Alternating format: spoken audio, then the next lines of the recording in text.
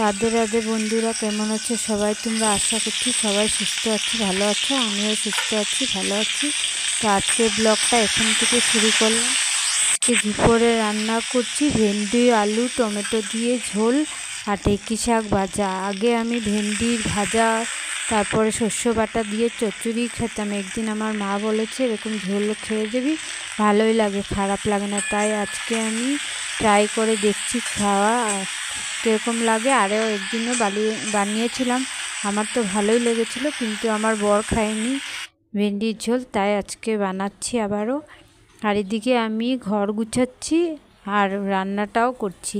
এই ছোট বিছনাটা আমরা যখন সামার ভ্যাকেশনে বাড়িতে গিয়েছিলাম উঠিয়ে রেখে দিয়েছিলাম, কারণ যারা পেতে রাখলে নোংরা হয়ে যাবে, তার জন্য উঠিয়ে ঢেকে ওকে রেখে গেছিলাম। এখন আবার বৃষ্টি দিলে ঠান্ডা লাগছে, নিচে ঘুমানো যায় না, কারণ আমরা তো এতদিন গরমের জন্য নিচেই শুতাম।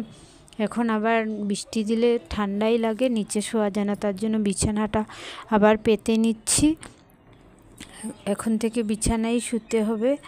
আর এদিকে আমি বিছানা টিছানা গুছাচ্ছি, ঘর টর গুছাচ্ছি, আর এদিকে আমি রান্নাটাও করছি। বিছানাটা সুন্দর করে গুছিয়ে একটা বালিশ রেখে দিলাম এখানে, কারণ এখানে এই ছোট বিছানাতে একজনের বেশি দুজন ঘুমানো যাবে না।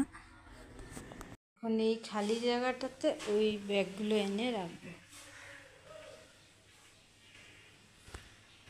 এগুলো এনে রেখে নিই, তারপর আবার দেখাবো।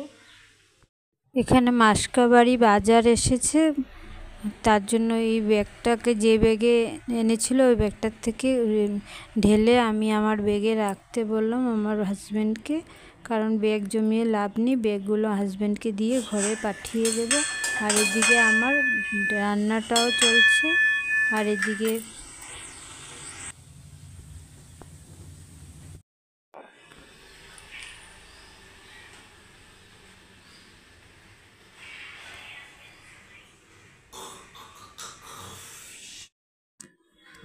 রান্না খাওয়া দাওয়া সব কিছু শেষ হয়ে গেছে, ঘর গুছানো।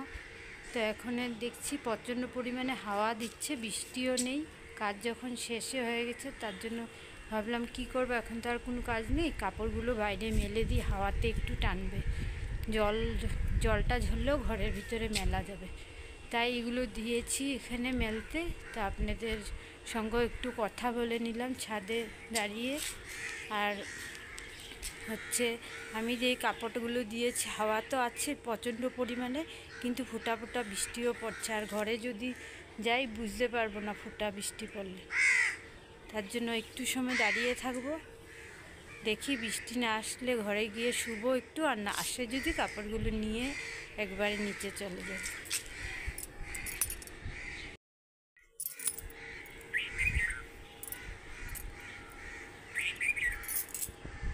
চুলগুলো ওরা দেখে বুঝতে পারছেন আপনারা যে কীরকমভাবে হাওয়া দিচ্ছে, হাওয়াটা ভালোই লাগছে গায়ে। তবে এই হাওয়াটা যদি ঠান্ডার দিনে হতো প্রচণ্ড ঠান্ডা লাগতো, কিন্তু গরম দিন তো, বর্ষাকাল হলো, গরমের দিনই তো, ভালোই লাগছে হাওয়াটা। তাই একা একা এসে দাঁড়িয়ে আছি। আজকে সানডে, ছেলেও ঘরে আছে, কিন্তু ও শুয়ে আছে, আমি একাই আসলাম। বৃষ্টি আর আসবে না মনে হচ্ছে, হাওয়া আছে, হাওয়াতে কাপড়গুলো টানবে। তো কাপড়গুলো থাকুক বাইরে, আমি চলে যাই, কতক্ষণ দাঁড়িয়ে থাকবো এখানে, ঘরে গিয়ে একটু রেস্ট করি, পরে সন্ধ্যার আগে এসে কাপড়গুলো নিয়ে যাব। এখন আমি ছেলেকে বিকালের খাওয়া দিচ্ছি, ব্রেডের মধ্যে জ্যাম লাগিয়ে দিচ্ছি, খাবে। আর আমার জন্য 1 কাপ চা বানিয়ে নিচ্ছি, চাও খেয়ে নিই, আর ছেলেকেও বিকালের খাবারটা দিয়ে নিই।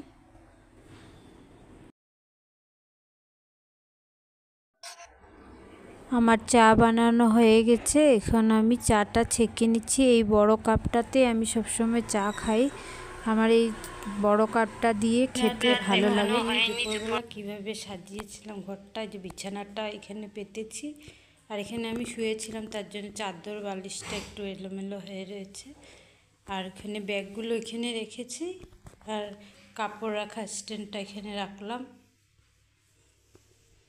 ওই দিকের বিছানাটা যেরকম ছিল এরকমই আছে। আর এইদিকে আমার পণ্ডিত হচ্ছে। বিকালের পর সোজা চলে আসলাম রাত্রে 8টার সময়। এখন আমি রাত্রের খাওয়া বানাবো, তাই সবজি কেটে রেডি করছি। আজকে বানাবো মিষ্টি কুমড়োর ভাজা, কালো জিরে আর শুকনো লঙ্কা ফোড়ন দিয়ে নুন হলুদ দিয়ে ভাজবো। এই ভাজাটা খেতে আমার ছেলে খুবই পছন্দ করে। মিষ্টি কুমড়োর যে কোনো রেসিপি ও খুব ভালোবাসে খেতে, বানালে ও খেয়ে নেবে ভাতটা তৃপ্তি করে, আর না হলে একটু অ্যাক্টিং করবে খাওয়া নিয়ে। তার জন্য এটা বানিয়ে নিচ্ছি।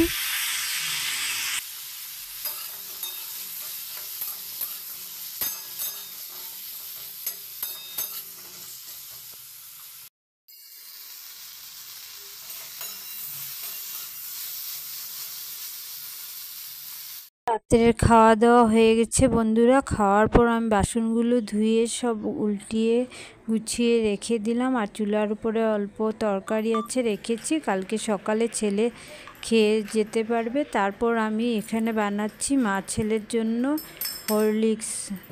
এখানে তো জল দিয়ে গুলে আমরা হরলিক্স খাচ্ছি, কিন্তু আমাদের বাড়িতে তেজুতে আমরা যখন থাকতাম পিওর গরুর দুধের মধ্যে হরলিক্স মিলিয়ে খেতাম। তার জন্য ছেলে একটু ছোটোবেলার থেকে ওরকমভাবে খেয়ে এসেছে হরলিক্স।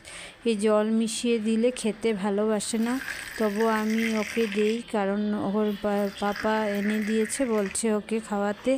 আমি জোর করেই ওকে খাওয়াই, একটু চিনি দিয়ে দিই তার জন্য। আর গরুর দুধের সাথে যখন দিতাম তখন চিনি না দিলেও হতো। এখানে আর সেরকমভাবে পিওর গরুর দুধ পাওয়া যায় না, তার জন্য রাখিও না। এখন ছেলেকে দিয়ে দিয়েছি। ছেলে বলছিল চিনি দিয়েছো তোমার?